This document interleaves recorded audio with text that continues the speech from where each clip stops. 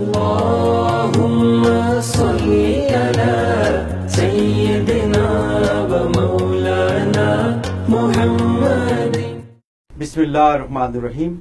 مولا یا صلی وسلم دائما ابدا علی حبیبک خیر خلق کلہم. السلام علیکم. آپ کا میزبان زبیر الوی بزم عقیدت میں حاضر خدمت ہے. ناظرین، ہمارے اس پروگرام میں آج گفتگو کے لیے ہم نے جس شخصیت کو دعوت دی ہے، حضرت علامہ صوفی عبداللطیف ہزاروی صاحب، جو اسلام اور سیاست، جمہوریت پر گہری نظر رکھتے ہیں، اور ہدیہ نعت کے لیے ہمارے اسٹوڈیو میں تشریف فرما ہے جناب مرزا عماد بیگ. اس پروگرام میں جس ٹاپک کو آج ہم نے اپنا موضوع بنایا کہ اسلام اور سیاست، جمہوریت اور سیاست، آیا اسلام میں جمہوریت اور سیاست کوئی الگ چیز ہے؟ جب سے پاکستان بنا ہے، ہم نے تمام ہی اداروں کو، تمام ہی لوگوں کو آزما لیا. کبھی سیاست آئی، کبھی آمریت آئی، کبھی صدارتی نظام آئے، کبھی پارلیمانی نظام آئے، کبھی گورنری کے جو ہے کہ وہ لگائے گئے قوانین. اس طرح پاکستان میں مختلف ادوار میں مختلف لوگوں نے حکومتیں کی. میں اس پروگرام میں اس سوال کو موضوع بنا رہا ہوں کہ موجودہ جو جمہوریت ہے یہ اسلام کے منافی ہے یا اسلام کے مطابق ہے؟ اس پہ گفتگو کریں گے جناب حضرت علامہ صوفی عبداللطیف ہزاروی صاحب. السلام علیکم. وعلیکم السلام ورحمۃ اللہ وبرکاتہ. میں آپ کو خوش آمدید کہتا ہوں کہ آپ تشریف لائے، اور آپ کے ساتھ تشریف فرمایا جناب مرزا عماد بیگ صاحب، جو ہدیہ نعت پیش کریں گے انشاءاللہ. صوفی صاحب، جس طرح کہ میں نے اپنے انٹرو میں یہ بات کہی کہ ایک عجیب مزاج بن گیا ہے کہ اسلام کو الگ سمجھتے ہیں، جمہوریت کو الگ سمجھتے ہیں، سیاست کو الگ سمجھتے ہیں. یہ جو عوام کا اور قوم کا اور خاص طور پر ہمارے اکابرین کا جو حکومت میں ہیں، وہ یہ سمجھتے ہیں کہ ہمیں کھلی چھٹی مل گئی ہے، ہمیں ایسی آزادی مل گئی ہے کہ ہم حکمراں بن گئے ہیں. اب یہ جو عوام ہے یہ بھیڑ بکریوں کی طرح ہے، ان پر جو دل چاہے وہ قانون لاگو کر دیں اسلام کو چھوڑ کر. کیا کہتے ہیں آپ؟ ہمارے ہاں آج یہ نظریہ بن چکا ہے، اور ہم اسی نظریے کے تحت چل رہے ہیں کہ جس کے پاس حکومت آ جائے بس وہ قوت طاقت کا مالک بن جائے اور جس طرح چاہے جس کو ہانک لے. لیکن اسلام کا نظریہ یہ نہیں ہے، بلکہ سب سے پہلے قرآن کریم نے جو ہمیں تصور دیا، اللہ رب العزت کا ارشاد گرامی ہے سورہ نور کے اندر، وعد اللہ الذین آمنوا وعملوا الصالحات لیستخلفنہم فی الارض. اللہ کا وعدہ ہے، وعد اللہ نے وعدہ کیا ان لوگوں سے جو ایمان لائے اور جنہوں نے نیک عمل کیا. رب کریم انہیں ضرور بالضرور خلافت عطا فرمائے گا زمین میں، جیسا کہ پہلے لوگوں کو، کما استخلف الذین من قبلہم، جیسا کہ ان سے پہلے لوگوں کو خلافت عطا فرمائی ہے، اور انہیں دین کے اندر تمکنت عطا فرمائے گا، اور انہیں خوف کو، جو خوف ہے اس خوف کو امن سے تبدیل فرما دے گا. یہ اللہ تعالیٰ کا وعدہ ہے، لیکن کس شرط کے ساتھ؟ تقوی. اگر تقوی ہے ہمارے حکمرانوں کے اندر، تقوی ہے ہمارے ارباب اختیار کے اندر، تو اللہ رب العزت کا وعدہ ہے کہ پھر میں تمہیں عزت و کرامت کا وہ تاج عطا کروں گا کہ جس کی کوئی مثال نہیں ملے گی. سبحان اللہ. خلفائے راشدین کا دور ہمارے سامنے ہے، یقیناً سب سے سنہرا ترین دور ہے. مانتے ہیں کہ آج ہم مکمل و اکمل طریقے پر اس دور کے مطابق نہیں چل سکتے، دور جدید ہے، لیکن کچھ تو ہمارے اندر اس دور کی خوشبو آ جائے. کوئی تو دور صدیقیت کی خوشبو آ جائے، کوئی دور فاروقی کی خوشبو آ جائے. ہمیں صرف ان ادوار کی خوشبو بھی اگر ہم اپنے اندر بسا لیں، یقین جانیے ہمارا سنہرا معاشرہ ہوگا، ہم سپر پاور کی حیثیت سے رہیں گے اور امن اور سکون کے ساتھ زندگی بسر کریں گے. اسلام کا پہلا نظریہ ہی حکومت کا یہ ہے کہ جہاں پہ امن ہو. حضرت ابراہیم علیہ السلام بھی یہی دعا کرتے ہوئے نظر آتے ہیں، قرآن کریم کے اندر بھی یہی تصور بار بار ہے، لقد خلقنا الانسان فی احسن تقویم. ہاں جی، کہ ہم نے فی حاضر بلد الامین کی اس امن والے شہر کا ذکر قرآن کریم میں ہے. تو ہمارے ہاں جو آج سب سے بڑی سبب ہے کہ امن نہ ہونے کا سبب خود ہمارے حکمران اور جو ارباب اختیار ہیں ان کا تقوی نہ ہونا ہے. ورنہ حال تو یہ تھا. یہ تو انتخاب کے بعد ہوا نا کہ اس کو امن قائم کرے گا. لیکن جب ایک لیڈر کا انتخاب ہوتا ہے، چناؤ ہوتا ہے، تو وہ اسلام کیا بتاتا ہے کہ ہمیں اپنا رہنما، اپنا سرپرست، اپنا حکمراں کیسے منتخب کریں. جمہوریت آج اس کی لاگ الاپ رہے ہیں کہ یہ جمہوریت ہے. جمہوریت تو بتائیے کہ اس میں انتخاب کیسے ہو، عوام میں سے کس طرح منتخب کیا جائے کہ یہ شخص یہ عادل ہے، یہ رحم دل ہے، یہ تقوی والا ہے، یہ پرہیزگار ہے. کیسے منتخب کریں، اس کا چناؤ کیسے ہوگا؟ اسلام میں کوئی ایسا اصول یا ضابطہ کار ہے؟ دیکھیں، ہم تو یہ دیکھتے ہیں کہ سیدنا عمر ابن خطاب رضی اللہ تعالی عنہ جب آپ کا آخری وقت آتا ہے تو لوگ آپ سے کہتے ہیں کہ آپ اپنے بیٹے کو خلیفہ بنا دیں، مگر آپ فرماتے نہیں. آپ نے 6 آدمیوں کی مجلس شورا مقرر فرمائی اور فرمایا کہ ان میں سے جس کو آپ چاہیں پسند فرما لیں. تو اس وقت خلافت کا جو تصور تھا، جو نظریہ تھا، وہ صرف اور صرف تقویٰ تھا. جس میں زیادہ تقویٰ ہے، جس میں زیادہ پرہیزگاری ہے، اللہ اور اس کے رسول اور مسلمانوں کے نزدیک وہی خلافت کا حقدار ہے، وہی حکومت کا حقدار ہے. چنانچہ ہم یہی دیکھتے ہیں نا کہ ہمارے جتنے بھی خلفائے راشدین ہیں ان کا جو معیار ہے وہ سب سے زیادہ خلافت پہ ہے، تقوی پہ ہے. سیدنا عمر ابن خطاب رضی اللہ تعالیٰ عنہ آپ ممبر پہ کھڑے ہو کر کے ارشاد فرماتے ہیں کہ لوگوں، جب تک میں اللہ اور اس کے پیارے نبی سرور عالم صلی اللہ علیہ وسلم کی سنت پہ عمل پیرا رہوں تو تم میری اطاعت کرنا. جس دن میں اس سے ہٹ جاؤں تو پھر تم آزاد ہو، پھر تم ہماری اطاعت نہ کرنا. تو صحابہ کرام رضوان اللہ تعالیٰ علیہم اجمعین نے اپنے عمل سے، اپنے قول سے، اپنے افعال سے ہمیں یہ درس دیا اور آپ نے ثابت کیا. راتوں کو جب خلیفۃ المسلمین بنتے ہیں، سیدنا ابو بکر صدیق رضی اللہ تعالیٰ عنہ کا میں آپ کو مختصر سے ایک واقعہ سناتا ہوں. مدینہ منورہ میں ایک خاتون بڑھیا ہے جو ضعیف ہے اور اس کا کوئی پرورش کرنے والا نہیں ہے. سیدنا عمر ابن خطاب رضی اللہ تعالیٰ عنہ روز آ کر کے اس کی بکریوں کا دودھ نکالتے ہیں، اس کے برتن دھوتے ہیں، جھاڑو لگاتے ہیں. جس دن سیدنا ابو بکر صدیق رضی اللہ تعالیٰ عنہ خلیفۃ المسلمین بنے تو آپ نے پتہ چلا کہ یہاں پہ ایک بڑھیا ہے اور اس کی خدمت حضرت عمر فاروق رضی اللہ تعالیٰ عنہ کر رہے ہیں. تو آپ نے سب سے پہلا کام یہ کیا، خلافت کے لیے جاتے ہوئے مسجد نبوی کی طرف سب سے پہلے اس بڑھیا کے گھر میں آئے اور اس کی بکریوں کا دودھ دوہا، اس کے برتن دھوئے، اس کے گھر میں جھاڑو دیا. اس کے جملہ امور جو ضروریات تھیں وہ پوری کرنے کے بعد پھر خلیفۃ المسلمین وہاں سے خلافت کے امور سر انجام دینے کے لیے مسجد نبوی میں تشریف لاتے ہیں. تو گویا آپ نے درس دیا کہ اگرچہ اس سے پہلے یہی کام سیدنا عمر ابن خطاب کر رہے ہیں، لیکن اب خلافت کی ذمہ داری جب میرے کندھے پہ آ چکی ہے تو اے ابو بکر اب یہ تیری ذمہ داری ہے کہ اس بڑھیا کی خدمت تو کر. یہ ہے اسلام کا درس کہ ہمارے حکمرانوں کو یہ سوچ رکھنا ہے کہ اگر کوئی شخص کسی معاملے میں ہے، کوئی نئے کام کر رہا ہے، لیکن جب آپ کے کندھے پہ ذمہ داری آ گئی تو اب وہ آپ کا اولین فرض ہے کہ آپ اس ذمہ داری کو نبھائیں. یہی وجہ ہے سیدنا عمر ابن خطاب رضی اللہ تعالیٰ عنہ کے زمانے کو ہم دیکھتے ہیں کہ راتوں کو آپ گشت کرتے ہوئے نظر آتے ہیں. ہاں جی، اور جب ایک بڑھیا کے گھر سے گزرتے ہوئے پتہ چلتا ہے کہ اس کے بچے رو رہے ہیں اور آپ آواز دے کر کے پوچھتے ہیں اور پھر واپس آتے ہیں اور بیت المال سے اپنے کندھے پر آٹا اور دیگر اشیاء اپنے کندھے پہ اٹھاتے ہیں. غلام کہتا ہے آقا میں اٹھا لیتا ہوں. تو آپ جواباً فرماتے ہیں کہ آج آپ میرا بوجھ تو اٹھا لو گے لیکن کل قیامت کے دن میرا بوجھ کون اٹھائے گا.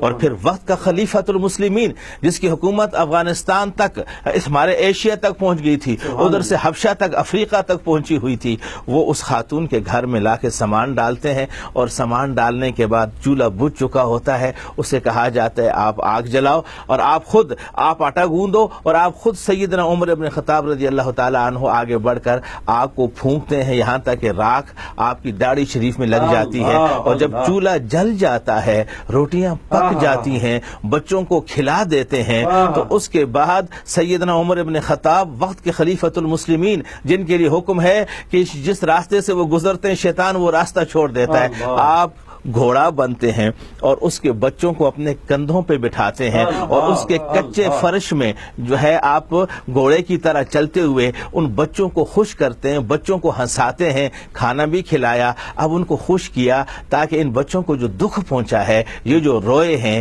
یہ جو بھوکے پیاسے رہے ہیں 2 وقت یا 3 وقت، تو یہ میری سبب سے، تو ان کو خوش کر کے آپ نے اللہ تعالیٰ کی خوشنودی کو حاصل کرتے ہوئے امت کو یہ درس دیا کہ وقت کے حکمرانوں، قیامت تک آنے والوں، لا الہ الا اللہ محمد رسول اللہ کہنے والوں، حکمرانی کا تصور اس وقت جا کر کے مکمل و اکمل ہوگا جب تمہارے دلوں میں دوسروں کے لیے درد ہوگا، جب کوئی بھوکا پیاسا نہ رہے، جب کوئی پریشان نہ رہے، کوئی غم زدہ نہ رہے، اور اگر کوئی غم زدہ مل جائے تو اس کے غم کو اس طرح غلط کر دو، اس کے غم کو اس طرح مٹا دو، اس کے غم میں خود اس طرح شریک ہو جاؤ کہ اس کو اس کے غم کا احساس باقی نہ رہے، خوشیاں اس کے آنگن میں بکھیر دو۔ یہی اسلام کا نظریہ، یہی اسلام کا تصور ہے۔ ہم جتنے بھی خلفائے راشدین ہیں، ہم سب کو ہی دیکھتے ہیں، سب کا یہ حال ہے، ہر ایک نے۔ لیکن یہاں تو الٹا حساب چل رہا ہے، ایک حکمران کیا کہ ایک لیڈر یا ایک جو صاحب اقتدار کیا، سبھی کا یہ حال ہے۔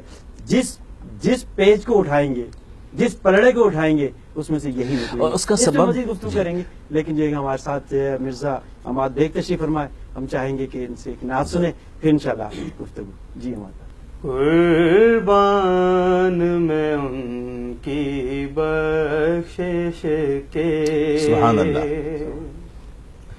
مقصد بھی زبان پر آیا نہیں، قربان میں ان کی بخشش کے، مقصد بھی زبان پر آیا نہیں، بن مانگے دیا اور اتنا دیا، دامن میں ہمارے سمایا نہیں، دامن میں ہمارے سمایا نہیں، قربان میں ان کی بخشش کے۔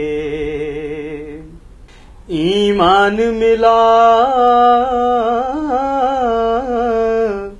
ان کے صدقے، قرآن ملا ان کے صدقے، ایمان ملا ان کے صدقے، قرآن ملا ان کے صدقے، رحمان ملا ان کے صدقے، وہ کیا ہے جو ہم نے پایا نہیں، وہ کیا ہے جو ہم نے پایا نہیں، قربان میں ان کی بخشش کے۔ سبحان اللہ، سبحان اللہ، سبحان اللہ۔ اس محسن اعظم کے یوں تو خالد پہ ہزاروں احسان ہے، اس محسن اعظم کے یوں تو خالد پہ ہزاروں احسان ہے، قربان مگر اس احسان کے، احسان بھی کیا تو جتایا نہیں، احسان بھی کیا تو جتایا نہیں، قربان میں ان کی بخشش کے۔ مرزا عماد بیگ، بہت خوبصورت آپ نے ہدیہ کلام پیش کیا، جزاک اللہ۔ علامہ صاحب، صوفی صاحب، جس طرح کہ عماد بیگ نے بہت خوبصورت کلام پڑھا، اور ہم انہی پر قربان جائیں نا، بے شک، کہ جن کی وساطت سے ہمیں یہ ملک ملا۔ بے شک، ہمارے جو حکمراں ہیں، جس انداز سے وہ منتخب ہوتے ہیں، جیسی وہ جمہوریت لے کے آئے ہیں، جس طرح کی ان کی پارلیمنٹ ہے، جس طرح کے ان کے نمائندے ہیں، کیا اسلام کی کوئی ایک رمز انہیں موجود ہے اس وقت؟ حقیقت تو یہی ہے کہ ہم جب منتخب ہو کر کے آتے ہیں، ہمارے جتنے بھی حکمران ہیں، جو اراکین اسمبلی ہیں، سب سے پہلے تو وہیں پہ ابتدا جھوٹ کی شروع ہو جاتی ہے اور وہیں پہ اسراف بھی شروع ہو جاتا ہے۔ الیکشن میں جناب والا بے پناہ خرچہ کیا جاتا ہے، 15 20 30 40 لاکھ روپے، 50 لاکھ روپے، بعض لوگ اس سے بھی بہت زیادہ آگے بڑھ جاتے ہیں۔ جب اتنی رقم خرچ کر کے وہ اسمبلی کے ممبر بنیں گے تو آپ بتائیے کہ سب سے پہلے تو انہوں نے اپنا وہ خرچہ نکالنا ہے، جو انہوں نے پیسے خرچ کیے ہیں وہ نکالنے ہیں، اس کے بعد انہوں نے اگر کوئی ایماندار بھی ہے تو اس کے بعد بقیہ پیسوں سے وہ قوم کی خدمت کرے گا۔ لیکن یہاں تو معاملہ بالکل برعکس ہے، ہم حکومت میں آتے ہیں صرف 2 چیزوں کے لیے، ایک اپنے پیٹ کے لیے، دولت حاصل کرنے کے لیے، اور دوسرا شہرت کے لیے، عزت ہو جائے، جیسے بھی آپ نے فرمایا پروٹوکول مل جائے، ہاں جی، اور ہر طرف واہ واہ ہو جائے، آگے پیچھے گاڑیاں دوڑتی پھریں، اور مقام ہر ایک سر کے آواز آئے اور سلوٹ ہوتے رہیں، اور ہمارے اسراف کی تو یہ صورت ہوتی ہے، جوتوں کی آواز آئے، اور اسراف کی صورت ہوتی ہے کہ جناب والا سگریٹس بھی اگر لینے ہیں تو مرسڈیز جا رہی ہے، ہاں جی، 1000 روپے کا پیٹرول خرچ ہوتا ہے اور پھر سگریٹ کی ایک ڈبیا آتی ہے۔ آؤ اسلام کی عظمت، خدا کی قسم، سیدنا ابوبکر صدیق رضی اللہ تعالی عنہ جب آپ کا وظیفہ مقرر ہوتا ہے اور ایک دن گھر والوں کو آپ فرمائش کر دیتے ہیں کہ کھانے میں، چونکہ آپ ایک وقت میں بہت امیر ترین انسان تھے، تو آپ نے کہا کہ حلوہ نہیں ہے، کوئی میٹھا نہیں ہے، تو گھر والوں نے کہا حضرت جو راشن ہمیں ملتا ہے اس راشن میں میٹھا نہیں بن سکتا۔ آپ نے کہا اچھا، آپ نے کھانا شروع کر دیا، لیکن گھر والوں کے دل پہ یہ بات لگ گئی، زوجہ کے دل پہ یہ بات لگ گئی کہ ایک وقت تھا، یہ وقت کا اربوں پتی خربوں پتی اس دور کے حساب سے امیر ترین شخص تھے، اور آج یہ حالت ہے کہ کئی دنوں سے ان کو میٹھا نہیں میسر آیا، انہوں نے تھوڑا تھوڑا آٹا بچایا اور بچا کر کے اسے فروخت کیا اور ایک دن حلوہ تیار کر کے آپ کے سامنے رکھا۔ جب کھانا تناول فرمانے بیٹھے اور آپ نے حلوے کو دیکھا تو گھر والوں سے استفسار کیا کہ آپ تو کہتے تھے کہ اتنا نہیں ہے خرچہ کہ جس سے حلوہ بن سکے، تو آج یہ حلوہ کیسے بن گیا؟ گھر والوں نے کہا جی حضرت فلاں دن آپ نے فرمایا تھا میٹھا، تو میرے دل کو بات لگ گئی تھی، ایک وقت تھا آپ بہت امیر تھے، آپ نے اپنا سارا پیسہ اسلام پہ خرچ کیا، نبی پاک کے قدموں پہ قربان کر دیا، تو آج میٹھا تک آپ کو نہیں میسر آ رہا، تو میں نے تھوڑا تھوڑا مٹھی آٹا بچایا اور اسے دکان پہ دے کر حلوے کا سامان خریدا، اور آج یہ حلوہ آپ کے لیے تیار کیا ہے۔ سیدنا ابوبکر صدیق رضی اللہ تعالیٰ عنہ کی عظمت پہ لاکھوں سلام، اسی وقت اٹھے، کھانا وہیں چھوڑا اور سیدھے جا کر بیت المال کا جو تھا انچارج، اس سے کہا کہ آج سے جو مجھے راشن آپ دو گے اس میں سے 1 مٹھی آٹا کم کر دینا، اس لیے کہ ابو بکر اور آل ابو بکر کا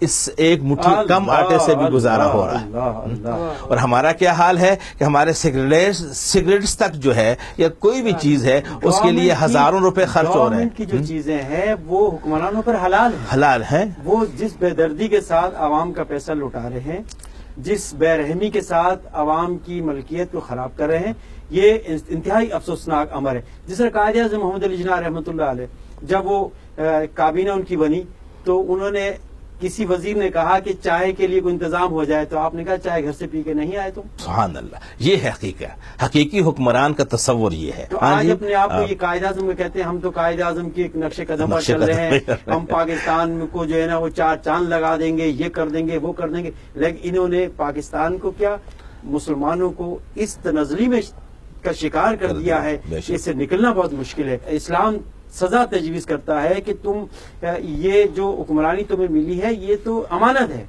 اس امانت میں تم خیانت کر رہے ہو، تو اس کا انجام کیا ہوگا؟ بالکل، اس کا جو انجام ہے وہ انتہائی بھیانک ہے۔ ان اللہ تعالی لا یغیر ما بقوم حتی یغیروا ما بانفسہم، اللہ تعالیٰ اس وقت تک کسی قوم کی حالت تبدیل نہیں کرتا جب تک وہ اپنے آپ کو تبدیل نہ کر دیں۔ اگر یہ اپنے آپ کو تبدیل نہیں کریں گے تو نتیجتاً جو آسائشیں جو ملک ہمارے پاس ہے اور جو اللہ کی نعمتیں ہمارے پاس ہیں ہم سے چھن جائیں گی اور ایک بار پھر غلامی کے اس میں ہم آ جائیں گے. جو پہلے بڑی مشکل سے غلامی سے نجات حاصل کی ہے تو دوبارہ غلامی کی طرف ہم لے کے جا رہے ہیں اپنے ملک کو بھی اور قوم کو بھی. آج قرضوں پہ قرضے لیے جا رہے ہیں, وطن عزیز کو کہاں سے کہاں تک پہنچا دیا. حالانکہ اگر کوشش کریں ہر شخص, آپ کے پروگرام کی وساطت سے یوں جملہ عرض کر دوں, اعلان کر دیا جائے, بالفرض مال اعلان کیا جائے کہ جو قوم, جو لوگ, جو پارٹی, جو طبقہ اگر اس ملک کا قرضہ ختم کرے تو انہیں جو ہے پروٹوکول کے طور پر, جیسے جو سب سے زیادہ پیسہ خرچ کرے اس ملک کے قرضہ اتارنے کے لیے تو انہیں علامہ اقبال رحمۃ اللہ تعالی علیہ کی طرح جو ہے انہیں پروٹوکول دیا جائے گا, ان کا مزار ہوگا, ان کا نام نصاب میں شامل ہوگا. ہاں جی, کوئی پی ایم ہاؤس یا وزیر اعلیٰ ہاؤس یا گورنر ہاؤس بطور اعزاز دیا جائے گا, اعزاز. تو اس طرح کے اگر کوئی پروگرام شروع کیا جائے تو کئی لوگ ایسے ہیں کہ جن کو اپنی دولت کا پتہ نہیں ہے, لیکن اگر ایماندار کوئی بندہ سامنے ہو اور صحیح معنوں میں اس پیسے کو اکٹھا کرے اور سب سے پہلے اس ملک کا قرضہ اتارا جائے. آج ہم لوگوں نے کیا کیا, ہر حکمران نے اپنی آسائش کے لیے, اپنی خوشیوں کے لیے اور اپنی آسائشوں کے لیے قرضوں پہ قرضے لیتے گئے اور آج ملک کو رہن رکھ دیا گیا ہے. آج ہم سود کے نیچے ڈوبے ہوئے ہیں. وہ ملک جو لا الہ الا اللہ محمد رسول اللہ پہ بنا تھا, وہ ملک جو 27ویں رمضان شریف کو وجود میں آیا, وہ ملک جو تاجدار عالم فخر الرسل مولا کل سرور کون و مکان صلی اللہ علیہ وآلہ وسلم کی رضا کا ملک تھا, جو حضور کی خواہش پہ بنا ہے. اور کئی اس دور کے جو صوفیات ہیں ان کو حضور سرور عالم نے خواب میں آ کے بشارت عطا فرمائی تھی. تو یہ ملک جو تاجدار عالم سرور کون و مکان صلی اللہ علیہ وآلہ وسلم کی خواہش پہ بنا گیا ہے. تو اس ملک کو آج ہم لوگ جس بے دردی کے ساتھ لوٹ رہے ہیں, جس بے دردی کے ساتھ اس کے اندر جو معدنیات ہیں ان کو ہم ضائع کر رہے ہیں اور صرف اپنے نفس اور اپنے خواہشات اور اپنی پارٹی اور اپنے نظام کی خاطر اس ملک کو ہم نے تباہی کے دہانے پہ کھڑا کیا. تو یقیناً پوچھ گچھ تو ہوگی, اللہ قبر میں بھی سوال جواب ہوگا اور قیامت میں اللہ کی بارگاہ میں سوال جواب ہوگا. اس لیے کہ حدیث شریف یہ ہے کہ تم میں سے ہر ایک سے اس کی رعیت کے بارے میں سوال ہوگا. تو ہمارے سربراہوں سے بھی ملک کے بارے میں اور اس قوم کے بارے میں سوال ہوگا کہ تم نے ان کے ساتھ کیا کیا. جزاک اللہ, بہت شکریہ جناب علامہ صوفی عبداللطیف ہزاروی صاحب. آپ نے بہت کوشش کی مفصل انداز میں اس موضوع کو سمیٹا جائے, لیکن بات وہیں پر آتی ہے کہ ہمارے حکمراں اس بے دردی کے ساتھ عوام کا ضیاع کر رہے ہیں. اس جو مسلمان ہیں, جو ہمارا طبقہ ہے, جو دین کا جن کے سیکھنا چاہتے ہیں, دین کا شعور حاصل کرنا چاہتے ہیں, علم حاصل کرنا چاہتے ہیں, اپنے حالات کو بہتر بنانا چاہتے ہیں, ساری چیزیں حاصل کرنا چاہتی ہے عوام, لیکن ان کو شعور نہیں. یہ ہمیں اس پاکستان کو غنیمت نہیں سمجھ رہے, یہ صرف اپنی جیبیں بھرنے کے لیے, آپ کے الفاظ اپنی خواہش نفس پورا کرنے کے لیے یہ تمام کام کر رہے ہیں. اس جملہ میں آپ اس میں ایڈ کر دوں, مجھے بات بہت اچھی, میں چاہتا ہوں کہ یہ لوگوں تک پہنچ جائے. حضرت سیدنا عمر ابن خطاب رضی اللہ تعالیٰ عنہ کے زمانے میں خوشبو آتی ہے بحرین سے مجاہدین کے لیے. آپ فرماتے ہیں کہ کوئی خاتون مجھے مل جائے جو اس کو تول دے اور میں مجاہدین کے اندر اس کو تقسیم کر دوں. آپ کی زوجہ مطہرہ عرض کرتی ہیں حضرت میں اس کام کے لیے ہوں, میں خوشبو کو تول دوں گی. آپ فرماتے نہیں, میں نہیں چاہتا کہ آپ خوشبو تولو اور آپ کے ہاتھوں کو خوشبو لگ جائے, پھر اس کو اپنے گردن پہ ملو اور جا کر سہیلیوں میں بیٹھ کر کے فخر کرو. یہ ہے اسلام کا نظام.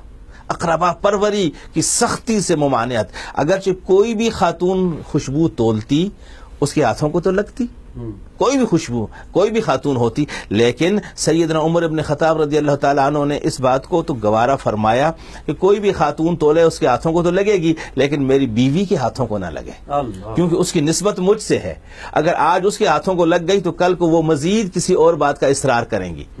ہاں جی, اسی طریقے سے ایک اور موقع پہ آپ کی سفیر آپ کے پاس آئے تو آپ کی زوجہ مطہرہ نے وہاں کے بادشاہ کی بیگم کے لیے اس کو تھوڑا سا 1 درہم کا تحفہ دیا, خوشبو دی. اس نے جواباً آگے سے پوری شیشی دیناروں کی اور ہیروں کی بھر کر کے آپ کو واپس کی. وہ بھی تحفہ دیا انہوں نے. جب آپ تک تحفہ پہنچا تو آپ کو معلوم ہوا سیدنا عمر ابن خطاب رضی اللہ تعالیٰ عنہ گھر تشریف لائے. فرمایا فلاں بادشاہ کی ملکہ نے بیوی نے آپ کو تحفہ بھیجا ہے ہیروں کا جواہرات کا اور شیشی بھر کر بھیجی ہے. آپ نے کیا دیا تھا؟ فرمایا میں نے 1 درہم کی خوشبو دی تھی. آپ نے فرمایا یہ 1 درہم اپنا لے لو اور یہ ہیرے جواہرات مجھے دو, یہ بیت المال میں جمع کر دیتا ہوں.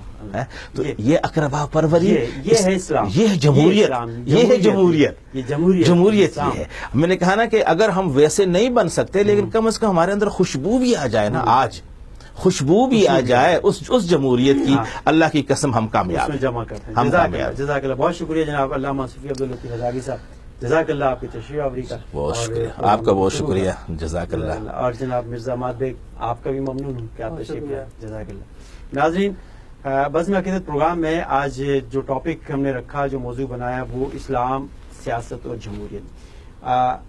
اختتام کے طور پر یہ چند جملے میں ادا کر دیتا ہوں کہ اسلام, جمہوریت اور سیاست الگ کوئی چیز نہیں ہے.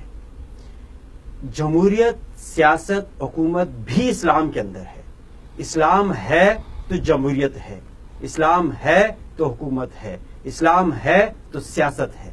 یہ یاد رکھیں ہمارے حکمراں کہ سب سے پہلا جو درس ہے وہ اسلام کا ہی ہے, اسلام کے سنہری اصولوں کا ہے.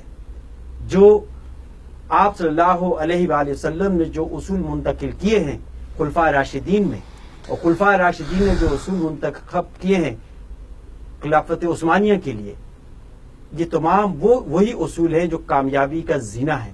اسی پر چلیں گے تو آپ کو دین بھی مل جائے گا اور دنیا بھی مل جائے گی.